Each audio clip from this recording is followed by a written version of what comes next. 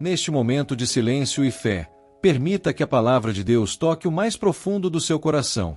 Hoje, Jesus nos convida a compreender algo que parece contraditório à primeira vista. Como pode alguém ser feliz enquanto chora? As lágrimas, que tantas vezes enxergamos como sinal de dor, podem ser também o caminho da cura e do consolo. Feche os olhos, respire fundo e acolha esta meditação com o coração aberto. Meditação. Jesus diz que são felizes aqueles que choram. Como assim feliz aquele que chora? Parece um pouco estranho, parece um pouco contraditório.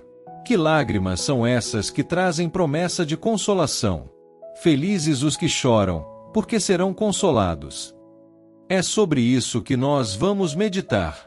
Em nome do Pai, do Filho e do Espírito Santo. Amém. Vamos meditar hoje Mateus capítulo 5, versículos de 1 a 12. Naquele tempo, vendo Jesus as multidões, subiu ao monte e sentou-se. Os discípulos aproximaram-se e Jesus começou a ensiná-los. Bem-aventurados os pobres em espírito, porque deles é o reino dos céus. Bem-aventurados os aflitos, porque serão consolados. Bem-aventurados os mansos, porque possuirão a terra. Bem-aventurados os que têm fome e sede de justiça, porque serão saciados. Bem-aventurados os misericordiosos, porque alcançarão misericórdia. Bem-aventurados os puros de coração, porque verão a Deus. Bem-aventurados os que promovem a paz, porque serão chamados filhos de Deus. Bem-aventurados os que são perseguidos por causa da justiça, porque deles é o reino dos céus. Bem-aventurados sois vós quando vos injuriarem e perseguirem, e mentindo disserem todo tipo de mal contra vós por causa de mim. Alegrai-vos e exultai, porque será grande a vossa recompensa nos céus. Palavra da salvação. Mateus capítulo 5, versículo 4. Bem-aventurados os aflitos, porque serão consolados.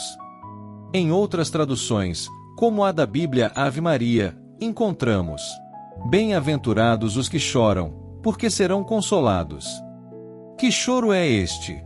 Que choro feliz é este? Porque Jesus está dizendo: felizes aqueles que choram.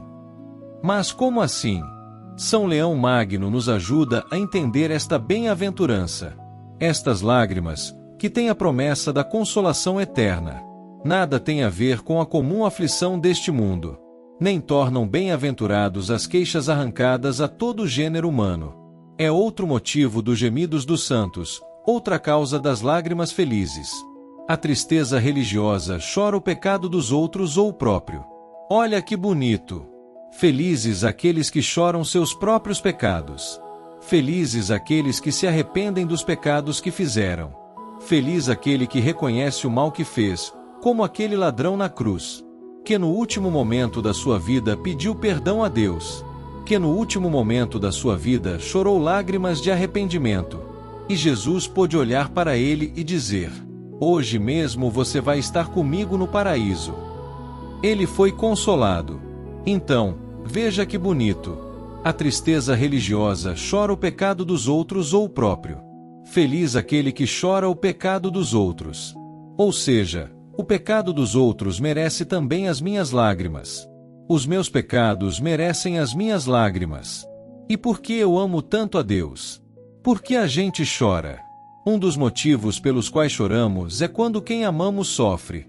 Quando uma mãe vê a dor de um filho, muitas vezes ela chora. Ela ama tanto aquele filho, que quando o vê sofrendo, seu coração se parte. Assim também é com Deus. Eu amo tanto o Senhor, que o meu pecado fere o meu Deus.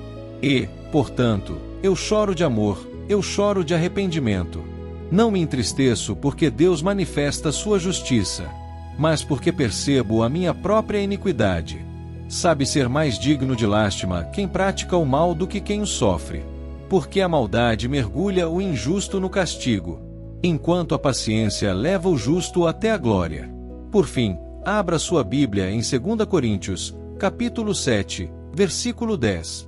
De fato, a tristeza segundo Deus produz um arrependimento salutar, de que ninguém se arrepende, enquanto a tristeza do mundo produz a morte. Olha que bonita essa palavra. A tristeza segundo Deus produz arrependimento. Felizes aqueles que choram lágrimas de arrependimento. Porque, veja, o triste é quando as pessoas cometem inúmeros pecados. E em vez de chorarem, riem deles. Na geração em que vivemos, muitos zombam do próprio pecado. Fazem piada dele, riem daquilo que fere o coração de Deus. Por isso, a palavra nos alerta. A tristeza do mundo produz a morte. Mas as lágrimas que Deus espera de nós são as lágrimas do arrependimento. Diga com fé: Senhor, que eu tenha lágrimas de arrependimento. Escreva isso no seu coração: que eu tenha lágrimas de arrependimento. Em nome do Pai, do Filho e do Espírito Santo. Amém.